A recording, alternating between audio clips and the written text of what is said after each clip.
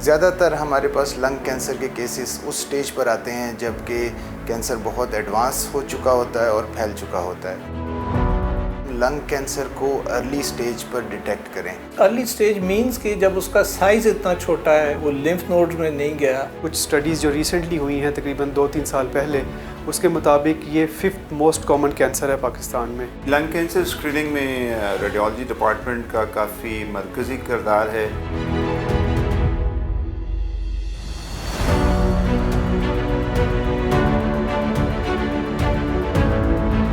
Most common reason جو کہ proven ہے وہ تو اسموکنگ ہے، جس کا انفارچونیٹلی ہم کسی طرح سے بھی کم کرنے میں کامیاب نہیں ہوئے، بلکہ جو نئی ریس ہے اس میں because of many reasons smoking کا انسیڈنس بڑھتا جا رہا ہے۔ پاکستان میں کہوں گا کہ جو ہمارا یہ اسموگ فیکٹر ہے، یہ ہماری جو پولوشن فیکٹر ہے، یہ بہت زیادہ کنٹریبیوٹ کرتا ہے۔ وہ لوگ ظاہر ہے جو ان شہروں میں رہتے ہیں، ان لوگوں کو زیادہ ویجیلنٹ ہونا پڑے گا اس چیز کی اسکریننگ کے لیے۔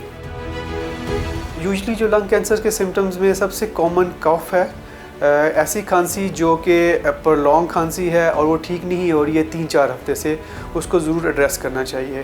اس کے بعد سیکنڈ، اگر یہ تھوڑا سا زیادہ ہو جائے تو شارٹنیس آف بریتھ، جسے کہتے ہیں سانس پھولنا، جب تھوڑا سا زیادہ چلیں تو آپ محسوس کرتے ہیں کہ آپ کا سانس زیادہ پھول رہا ہے، یا بلغم میں یا تھوک میں خون کا آنا، یہ بھی ایک ایسا عمل ہے جو کہ آپ کو جلدی ایڈریس کرنا چاہیے۔ لنگ کینسر اسکریننگ پروگرام ان تمام افراد کو جو کہ 45 to 70 ایئرس کی ایج رینج میں ہیں اور جو پچھلے 20 سال سے اسموکنگ کر رہے ہیں، یا جنہوں نے اسموکنگ چھوڑ دی ہے اور لیکن ان کو ابھی 15 سال سے کم کا عرصہ ہوا ہے، ان تمام افراد کو لنگ کینسر اسکریننگ پروگرام میں حصہ لینا چاہیے۔ اس کا کہنے کا مقصد ہرگز یہ نہیں ہے کہ ان تمام لوگوں کو لنگ کینسر ہوگا، لیکن رسک زیادہ ہوتا ہے، اس لیے ان لوگوں کو لنگ کینسر اسکریننگ ریکمینڈ کی جاتی ہے۔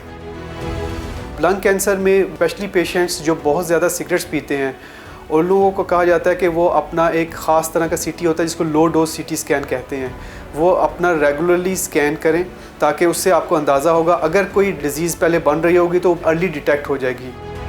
لو ڈوز کا مطلب یہ ہے کہ آپ کو جو ڈوز آف ریڈیشن جو سی ٹی اسکین میں شعاع ملتی ہے وہ تھوڑی ہوتی ہے اور عموماً اس کی کاسٹ بھی کم ہوتی ہے۔ سی ٹی اسکین کرنے کا عمل جو ہے وہ کافی سمپل ہے۔ اس میں مریض کو ہم ایک ٹیبل پہ لٹاتے ہیں اور اس کے گرد ایک مشین گھومتی ہے اور چند سیکنڈ میں یہ عمل پورا ہو جاتا ہے۔ اس میں کوئی انجیکشن درکار نہیں ہے اور کوئی دوا مریض کو نہیں دی جاتی۔ کچھ سیکنڈ کے لیے مریض کو سانس روکنے کا بتایا جاتا ہے اور اس کے ساتھ ہی اسکین کا عمل جو ہے وہ پورا ہو جاتا ہے۔ زیادہ تر ہمارے پاس لنگ کینسر کے کیسز اس سٹیج پر آتے ہیں جب کہ کینسر بہت ایڈوانس ہو چکا ہوتا ہے اور پھیل چکا ہوتا ہے۔ اس سٹیج پر اس کا علاج بہت لمیٹڈ ہو جاتا ہے۔ لنگ کینسر ارلی سٹیج پہ کوئی علامات نہیں دیتا۔ ایڈوانس سٹیج میں ایک تو انکیوریبل ہے، دوسرا ہڈیوں میں یا کرٹیکل جگہوں پہ جانا، اس کی کمپلیکیشن، یا فرض کریں دماغ میں چلا گیا ہے تو اس کی کمپلیکیشن زیادہ ہیں۔ جو لنگ کینسر کی ٹریٹمنٹ ہے باقی کینسرز کے ساتھ یہ بھی ملٹی موڈیلٹی ہوتی ہے، اس میں 3-4 چیزیں ہوتی ہیں جس کے تھرو ان کا ٹریٹمنٹ کیا جاتا ہے، جس میں سرجری کا رول ہے، کیمو تھراپی ہے، آج کل امیونو تھراپیز آ رہی ہیں، اور ریڈیشن ڈیفینیٹلی اس میں سب سے امپورٹنٹ رول ریڈیشن کا بھی لنگ کینسرز میں ہے۔ شفا انٹرنیشنل ہاسپٹل کے جو لنگ کینسر اسکریننگ پروگرام ہے، یہ اپنی نوعیت کا ایک پائنیئر پروگرام ہے پاکستان میں۔